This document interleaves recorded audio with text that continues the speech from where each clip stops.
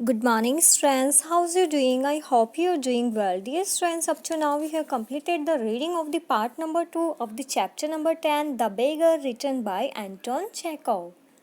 And today, on 1st of September, we are going to read part number 3 of this chapter. Dear students, अब तक part number 2 में क्या होता है कि जो सर्जेई नेम का एडवोकेट है वो वीक बेगर लस्कोफ को वहाँ पे अपने घर पे जॉब दे देता है। और कौन सी जॉब देता है? वुड्स को चॉप करने की उसको जॉब देता है। ठीक है डियर स्टूडेंट्स, यहाँ तक हमने रीड कर लिया था। ओके जो एडवोकेट है वो पूछता है कि क्या तुम वुड चॉप करने का वर्क करोगे? तो जो लस्कॉफ बेगर है वो बोलता है यस सर आई विल। तो उस पर एडवोकेट का रिप्लाई होता है कि बहुत अच्छा, we will soon find out, कि हमें जल्दी ही पता लग जाएगा कि तुम्हारी कितनी विलिंगनेस है काम को करने की। ओके अब आगे क्या होता है? Sergei hasten rubbing his hand. जो सर्जेई है वो हाथ को रब करते हुए जल्दबाजी में क्या करता है? He called his cook out of the kitchen, कि वो अपनी कुक को बुलाता है किचन से बाहर। उसकी कुक का नेम क्या था? ओल्गा। ओके ओल्गा नेम की कुक थी उसकी। वो ओल्गा को बोलता है here Olga take this gentleman into the wood shed. ये जो जेंटलमैन है इसको वुड शेड में ले जाओ and let him chop wood, और इसको वुड्स कट करने दो वहाँ पे। Okay the square crow means होता है लगभग जैसे आदमी का पुतला बना हुआ हो। ओके तो the scarecrow of a beggar, वो बेगर जो एक आदमी के पुतले की तरह दिखता था, श्रग्ड हिज शोल्डर, तो क्या करता है? अपने शोल्डर को श्रग करता है, मतलब उचकाता है। एज इफ, मानो कि इन परप्लेक्सिटी मीन्स होता है जैसे complicacy. Okay we can call that जटिलता इन हिंदी। ओके तो वो परप्लेक्सिटी में अपने शोल्डर्स को उचकाता है एंड वेंट इररेस्टली, और वो बिना सोचे समझे जो कुक है उसके पीछे चला जाता है। ओके डियर स्टूडेंट्स, यहाँ पे इररिसोल्यूटली दिया हुआ है। इररिसोल्यूटली मीन्स होता है बिना सोचे समझे। ओके इट वॉज ऑब्वियस, और ऐसा लग रहा था, फ्रॉम हिज गेट, उसकी चाल से, बेगर की चाल से, that he had not consented to go and chop wood because he was hungry and wanted work। तो उसकी चाल से तो ऐसा लग रहा था कि वो वर्क करने के लिए इसलिए अग्री नहीं है कि वो हंग्री है या फिर उसे काम की ज़रूरत है, इसलिए वो वर्क करने के लिए अग्री नहीं हुआ है, बल्कि ऐसा लग रहा था कि वो अपनी प्राइड मीन्स कि अपने स्वाभिमान और शर्म की वजह से काम करने के लिए अग्री हुआ है। Because he had been trapped by his own words, क्योंकि वो अपने ही वर्ड्स में ट्रैप्ड, मतलब अपने ही वर्ड्स का जो जाल था उसमें फंसा दिया गया था। ओके जो वकील है, जो एडवोकेट है, उसके द्वारा। इट वॉज ऑब्वियस टू, और ऐसा भी दिख रहा था, ऐसा भी लग रहा था, that his strength had been undermined by vodka, कि उसकी जो स्ट्रेंथ है, उसकी जो पावर है, वो वोडका की वजह से बहुत कम हो चुकी है। And that he was unhealthy, और वो इतना अनहेल्दी था, and did not feel the slightest inclination for toil, और ऐसा लगता था कि टॉयल मीन्स कि हार्ड वर्क के लिए उसका थोड़ा भी इंक्लाइनेशन, मतलब उसका रुझाव नहीं था। Okay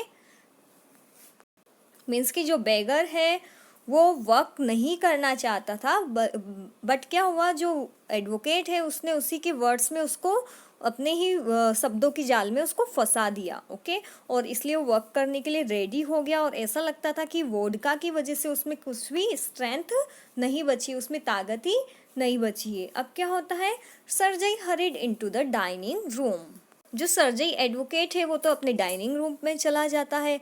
from its Windows one could see, और जो डाइनिंग रूम है उसकी विंडो से कोई भी देख सकता था द वुड शेड, जो वुड शेड है उसको, and everything that went on in the yard, और जो कुछ भी यार्ड में, आंगन में चल रहा है, और जो कुछ भी वुड शेड में हो रहा है वो सब कोई भी डाइनिंग रूम में बैठ के देख सकता था। स्टैंडिंग एट द विंडो, जो विंडो है वहाँ पे खड़ा होके। सर्जई saw the cook and the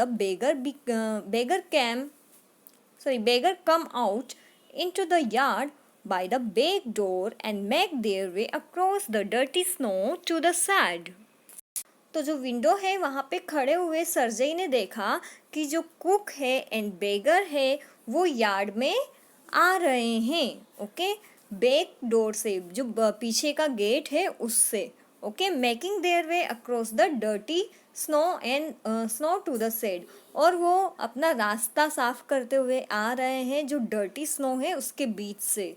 Olga glared, जो ओल्गा है उसने देखा रेडफुली, गुस्से से, एट हिज कंपेनियन, अपना जो साथी था नया, मतलब कि जो बेगर था उसकी तरफ। Shoved him aside with her elbow. अब सॉव्ड मीन्स क्या होता है? To push. Okay, shoved means होता है टू पुश। अब उसको ओल्गा ने अपनी एल्बो से, अपनी कोहनी से धक्का मारा साइड में। अनलॉक द शेड, उसने शेड को अनलॉक किया। And angrily bang the door, और गुस्से में जो डोर है उसको बहुत तेजी से खोला, बहुत तेज आवाज के साथ खोला। किसने खोला? ओल्गा ने। अब आगे जो सर्जई है वो क्या देखता है? Next he saw the pseudo teacher seat himself on a log. उसने देखा कि जो सूडो टीचर है, जो खुद को झूठा टीचर बता रहा था, वो एक लॉग पे, मतलब कि जो एक लकड़ी है उसके एक बड़े से टुकड़े पे बैठा हुआ है। And became lost in thought with his red cheeks resting on his fist, और अपनी मुट्ठियों पे अपनी जो ठोड़ी है उसको रखते हुए रेडिश चिक्स के साथ अपनी थॉट्स में, इमेजिनेशंस में वो खो गया है। ओके, अब क्या होता है? The woman flings down an axe at his feet. जो वुमन है वो एक एक्स को उसके पैरों के पास फेंकती है। स्पैट एंग्रीली। ओके, वो काफ़ी एंग्रीली स्पैट करती है। And judging from the expression of her lips began to scold him, और जैसा कि उसके लिप्स के एक्सप्रेशन से लग रहा था कि जो वुमन है, जो ओल्गा है, वो उसको डांट रही है। किसको डांट रही है? जो सूडो टीचर है उसको। Okay, the beggar irresolutely pulled a billet of wood towards him. जो बेगर है वो बिना इच्छा के या बिना सोचे समझे जो वुड का बड़ा सा टुकड़ा है उसको अपनी तरफ पुल करता है, खींचता है। Set it up between his feet, उसको अपने पैरों के बीच में रखता है। एंड टैप्ड मीन्स होता है स्टेब, प्रहार करना। ओके, और tapped it feebly with the x, और वो एक्स से, जो कुल्हाड़ी है उससे उस बिलेट ऑफ वुड के ऊपर क्या करता है? प्रहार करता है। The billet wavered and fell down. जो बिलेट है वो क्या होती है? डगमगा जाती है और नीचे गिर जाती है। The beggar again pulled it to him. जो बेगर है वो वापस से उसको अपनी तरफ खींचता है। ब्लेव ऑन हिज फ्रीजिंग हैंड्स, जो उसके हाथ जम गए हैं उनकी तरफ उसको खींचता है। And tapped it with his axe cautiously, और वो अपनी एक्स से उसको कॉशियसली टैप करता है वापस से, मतलब उस पर वापस से प्रहार करता है। As if afraid of hitting his over shoes or of cutting off his finger. जैसे तो वो अपने शूज के हिटिंग ना हो जाए, मीन्स कि जो उसके ओवर शूज है उस पर जो कुल्हाड़ी है उसका प्रहार ना हो जाए, या फिर उसकी जो फिंगर है वो कट ना जाए। ओके, तो इस बारे में या फिर इन दोनों बातों से डरते हुए वो क्या करता है? जो एक्स से उससे वापस से टैप करता है, प्रहार करता है। The stick of wood again fell to the ground. अब क्या होता है? जो स्टिक है वुड की वो वापस से नीचे गिर जाती है। सर्जईज एंगर हैड वैनिस्ड। जो सर्जई है उसका गुस्सा तो ख़त्म हो जाता है ये देख के। And he now began to feel a little sorry, और फिर जो सर्जई है वो थोड़ा सा दुखी महसूस करता है। एंड असेम्ड ऑफ हिमसेल्फ, और साथ ही में वो काफ़ी शर्मिंदगी भी महसूस करता है।